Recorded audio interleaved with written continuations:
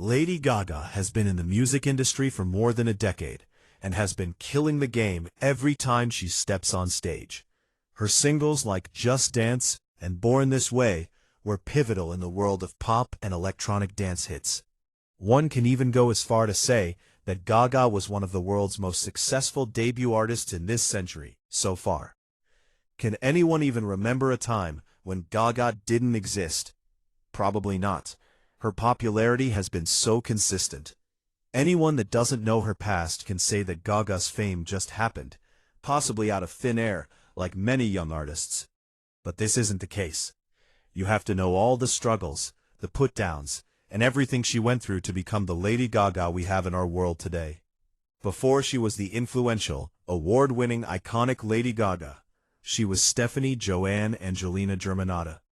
Stefani, born on March 28 of 1986 at Lenox Hill Hospital in New York City.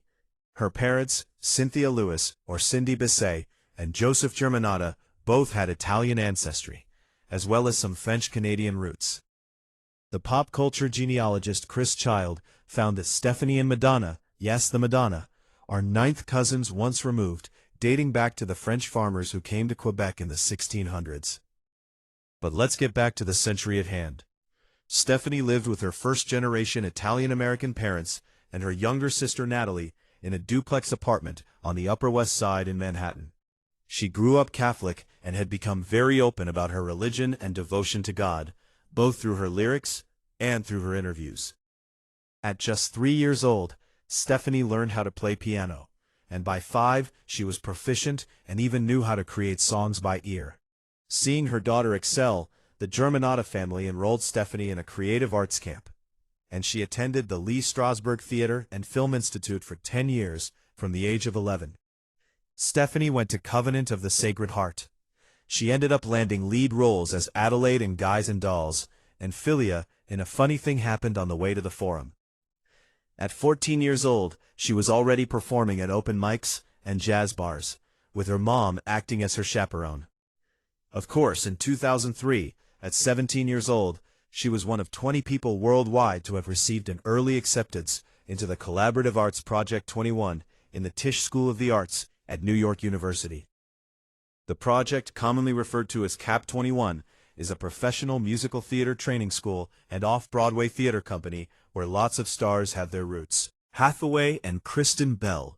In 2005, she dropped out of school after only 3 semesters at NYU, wanting to pursue music as a career and become a star. After dropping out of school, her father made a deal that he would cover rent for a few months, but then she had to pull through on her own. She moved from her NYU dorm to an apartment on the Lower East Side. She performed at clubs in New York City with her band, the Stefani Germanotta Band, also known as SGB, that she'd started with some friends while she was going to NYU. She was on a mission to get a deal before her dad's cutoff date on her rent, which was set to expire in March of 2016, on Stefani's 20th birthday. But 1 week before the cutoff date, her life completely changed forever. The SBG performed at the Cutting Room near Midtown Manhattan. It was there that she met Wendy Starland, who was a talent scout. Starland was working with producer Rob Forsari on some tracks. Rob was known for his success with R&B hits for Destiny's Child and Will Smith. He was interested in finding a female singer, too, from a band, and the female singer would end up being Stefani Germanotta, although with one small change: no band this time. Rob would often sing Queen's Radio Gaga whenever Stefani would walk into his recording studio, and thus the Lady Gaga moniker was born. Now as Lady Gaga, she held a showcase where she played Beautiful Dirty Rich, a song about her friends from NYU asking their dads for money. She was then invited to the record label Island Def Jam Music Group. This is where Antonio Lareed, the CEO of the company, called Gaga a star. Not long after, in the fall of 2006, she signed a deal with Island Def Jam, which unfortunately only lasted a few months before she was dropped from the label. This was one of the only moments in her life that Gaga thought she might not become a star, that she was meant to be. In a New York Magazine article from 2010, she was quoted saying, "I went back to my apartment on the Lower East Side, and I was so depressed. That's when I started the real devotion to my music and art.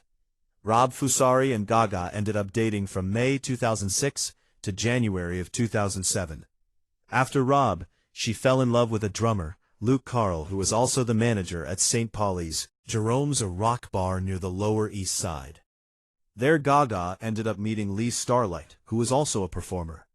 The two started performing together in venues across the city, and Starlight was the one who influenced Gaga to incorporate more burlesque elements into her shows.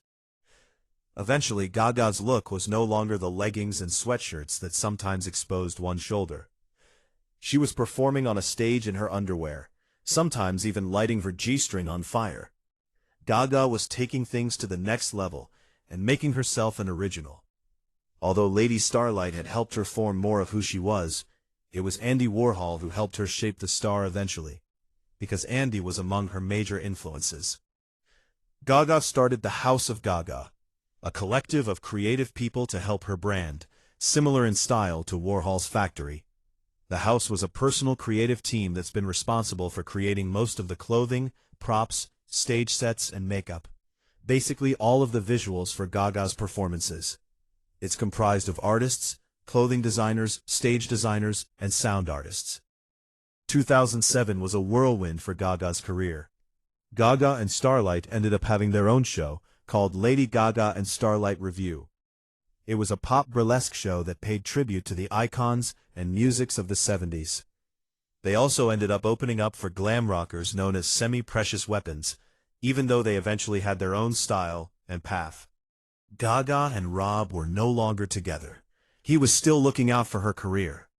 In the spring of 2007, his friend Vincent Herbart landed a deal with Interscope Geffen A&M Records to sign new artists under a joint label, Streamline Records label. After a call, Gaga was in Los Angeles to meet with Jimmy Iovine, the head of Interscope.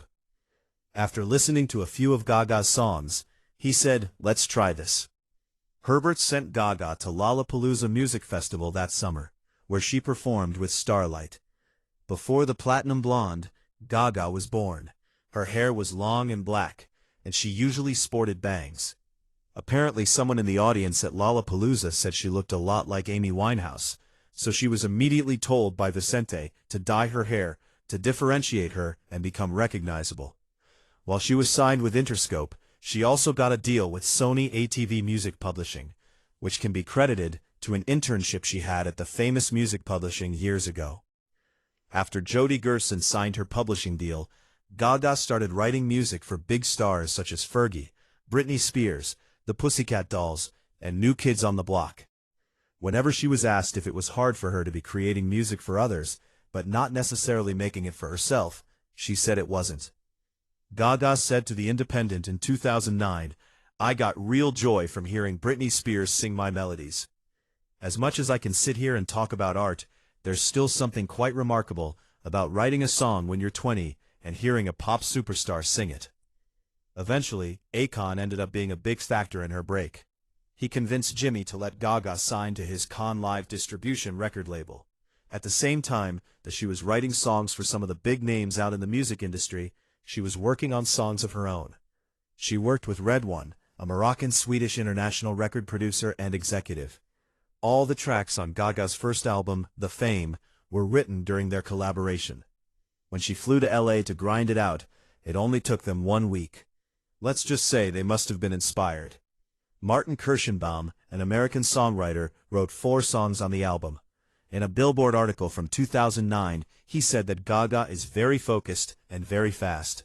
She doesn't like to sit around and waste time. When we tracked the Fame album, she sang everything in one take and spent about 5 hours on the harmonies. After Gaga and Martin collaborated on the album for only 1 week, own record label, which is also under Interscope, called Cherry Tree Records, which he created back in 2004, by 2008, had moved to Los Angeles to be able to work on completing her debut album. In the meantime, her love life was on the rocks. Gaga and Luke would no longer be together the day that Gaga's Just Dance music video was shot. She finally left him after he doubted that she would make it big, and she vowed that she would. This was obviously not to support. She needed someone to believe in her, just like she believed in herself. The Fame was released on August 19th of 2008, and that was the beginning of the rest of Gaga's career. The album and the tracks on it immediately took off. They all reached #1 in at least 3 countries, and the album even won Best Dance Electronica Album at the 52nd Annual Grammy Awards. So yes, clearly she proved Luke wrong, and the lady now was a Grammy-winning artist. During the New Kids on the Block live tour, which lasted from 2008 to 2010, Gaga made appearances at select venues in North America. In 2009, Gaga is the opening act for the Pussycat Dolls' Doll Domination Tour. Right after this is when she headlined her worldwide The Fame Ball Tour from March to September of 2009. So while on tour, she wrote new songs for the Fame monster. This album was an EP and released on November 18th of 2009, featuring 8 new songs from her album. Her tracks kept hitting all-time highs and breaking records. The video for Bad Romance became the most watched video YouTube in 2010. It also ended up being the award-winning Best Female Pop Vocal Performance and Best Short-Form Music Video at the 53rd Grammys, where the Fame monster won the Grammy for Best Pop Vocal Album at the 2010 MTV Video Music Awards. She won 8 awards from 13 nominations, including Video of the Year for Bad Romance. And these awards, she also wore her infamous meat dress. Let us never forget the meat dress.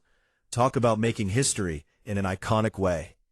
With this album, she went on her second tour, the MA of All Sort, which ran for a year and a half, from November 2009 to May 2011. This tour also broke records, in true Gaga style. It was the biggest tour ever by a debut headlining artist. It was also the highest grossing tour by a debut headlining artist. Over the next few years, she released 4 more studio albums. Born This Way, released in 2011. Art Pop, released in 2012. 2013. A collaborative jazz album with Tony Bennett titled Cheek to Cheek, which was released in 2014. And Joanne, released in 2016. A bit more on the personal side of things. In February of 2015, she was engaged to Taylor Kinney, her boyfriend of about 4 years. The pair split in July of the same year, with Gaga saying it was because of her career. More recently, in October of 2018, she became engaged to Kristen Camerino, a talent agent, after the pair had been dating for about 2 years. There was also a reinvention of Lady Gaga's image at the wake of Art Pop's disappointing receival. Instead of the crazy costumes and wigs and so on, she went through a 6-month period of reinvention. From then on, she's been the classic, beautiful, and elegant Lady Gaga we all know and love. In 2018, with her acting background from Lee Strasberg, back when she was just Stefani, she had auditioned for parts in New York City's acting scene, but didn't get any roles.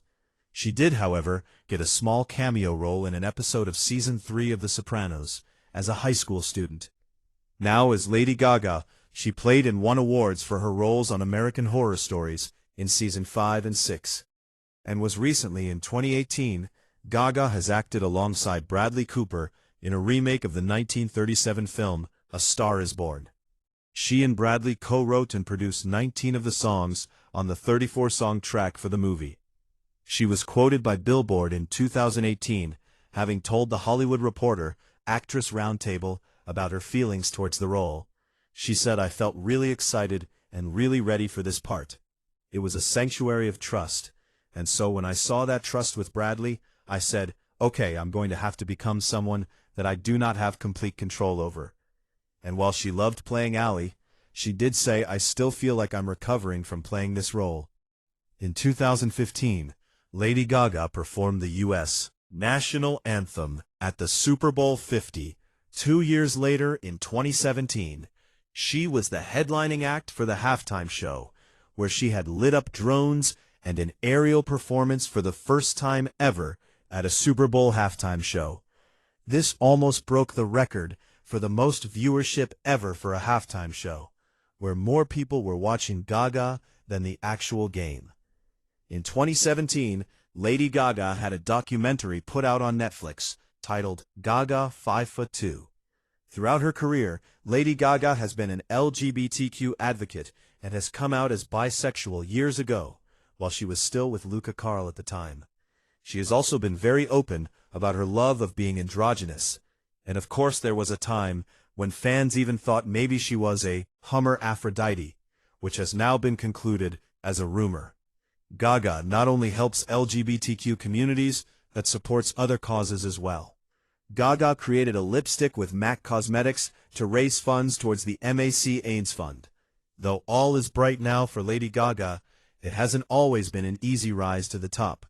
Lady Gaga has been very transparent with her PTSD that came from having been raped at 19 years old. She then went through extensive therapy to help her heal from the trauma. In light of this, she spent a lot of time and dedicated many performances to people and women in particular who have suffered from sexual assault. So if you're not convinced yet that Lady Gaga is the queen of pop, literally, she was even given this title in 2011 by Rolling Stones magazine. Gaga has been in the music industry for over a decade now, grinding every step of the way and inspiring fans to believe in themselves. She's proven herself as singer, a songwriter, a musician, a performer, an artist, and even a fashion icon. Her presence in the music industry is an important and influential one. Her rise to fame hasn't been an easy one, but all has been worth it for Stefani Joanne Angelina Germanotta. She was born a star, and the star is Lady Gaga. So, do you think Lady Gaga really is one of the world's biggest stars? What's your favorite Lady Gaga moment? Let us know in the comment section below.